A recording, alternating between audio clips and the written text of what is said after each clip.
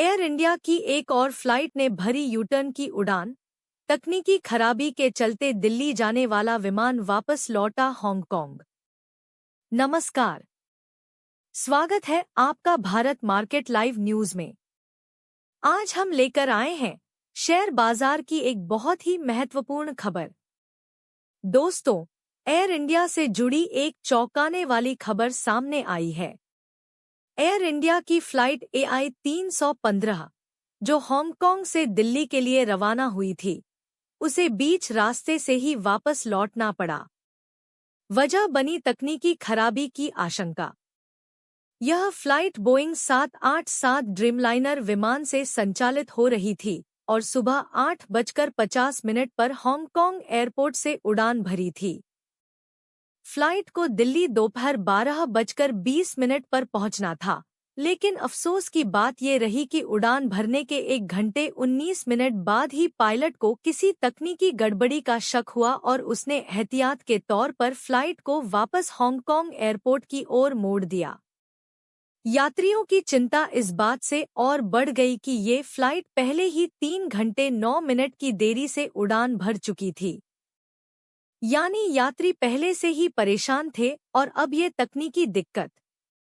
अगर आपको ये जानकारी पसंद आ रही हो तो कृपया हमारे चैनल को सब्सक्राइब करें और वीडियो को लाइक करें।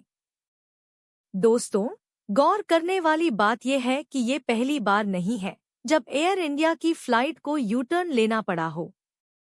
महज 3 दिन पहले एयर इंडिया की एक और फ्लाइट IC 129, जो मुंबई से लंदन जा रही थी, वो भी उड़ान भरने के 4 घंटे 21 मिनट बाद वापस मुंबई लौट आई थी। इस बार कारण था ईरान और इजराइल के बीच बढ़ता तनाव, जिसकी वजह से ईरानी हवाई क्षेत्र को बंद कर दिया गया था। कई इंटरनेशनल एयरलाइंस ने भी अपने रास्ते बदलने शुरू कर दिए हैं ताकि यात्रियों की सुरक्षा सुनिश्चित की जा सके। अब अगर हम देखें तो पिछले कुछ ही दिनों में एयर इंडिया की लगातार 2 इंटरनेशनल फ्लाइट्स को बीच रास्ते से लौटना पड़ा है, एक तकनीकी वजह से और दूसरी भूराजनीतिक परिस्थितियों के चलते। इससे न केवल यात्रियों की सुरक्षा पर सवाल खड़े होते हैं, बल्कि कंपनी की संचालन क्षमता और फ्लाइट मेंटेनेंस की विश्वसनीयता भी शक के घेरे में आ जाती है। आपका क्या कहना है इस पर? कमेंट करके हमें जरूर बताएं। दोस्तों, यही नहीं, ब्रिटिश एयरवेज की भी एक फ्लाइट को यूटर्न लेना पड़ा। ये फ्लाइट लंदन से चेन्नई जा रही थी और ड्रीमलाइनर विमान ही था। इसमें भी तकनीकी दिक्कत के कारण फ्लाइट को लगभग 2 घंटे उड़ने के बाद वापस लंदन ही लौटना पड़ा। यानी एक तरह से देखा जाए तो बोइंग ड्रीमलाइनर विमानों में लगातार तकनीकी मुद्दे सामने आ रहे हैं, चाहे वो एयर इंडिया चला रही हो या ब्रिटिश एयरवेज। अब सवाल ये उठता है कि क्या इन लंबी दूरी की फ्लाइट्स के लिए कंपनियों को अपने मेंटेनेंस प्रोटोकॉल्स को और सख्त बनाने की जरूरत है? क्या DGCA यानी directorate general of civil aviation को इस पर कोई विशेष ऑडिट शुरू करनी चाहिए?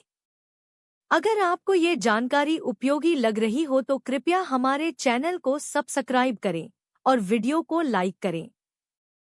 इससे हमें ऐसी और खबरें आप तक पहुंचाने का हौसला मिलता है।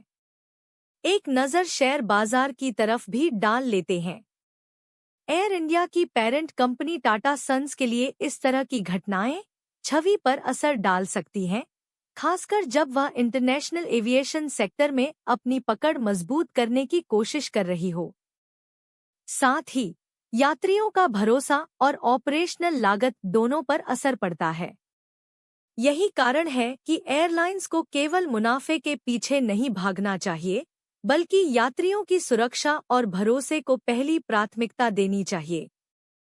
अगर आप भी मानते हैं कि सुरक्षा सबसे जरूरी है, तो नीचे कमेंट करके सुरक्षित सफर जरूरी है लिखिए। अगर हम इसकी तुलना करें इंडिगो, विस्तारा या विदेशी कंपनियों जैसे एमिरेट्स या लुफ्थांसा से, तो उन्होंने हाल के वर्षों में मेंटेनेंस और कस्टमर कम्युनिकेशन में ज्यादा पारदर्शिता दिखाई है। एयर इंडिया को भी इसी दिशा में काम करना होगा।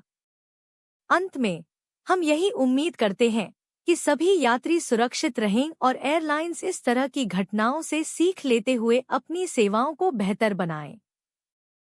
अगर आपको ये खबर उपयोगी लगी हो तो कृपया इस वीडियो को लाइक करें, चैनल को सब्सक्राइब करें और बाजार की ऐसी ही और बड़ी खबरों के लिए जुड़े रहिए। जल्दी ही मिलते हैं एक और बड़ी अपडेट के साथ। धन्यवाद।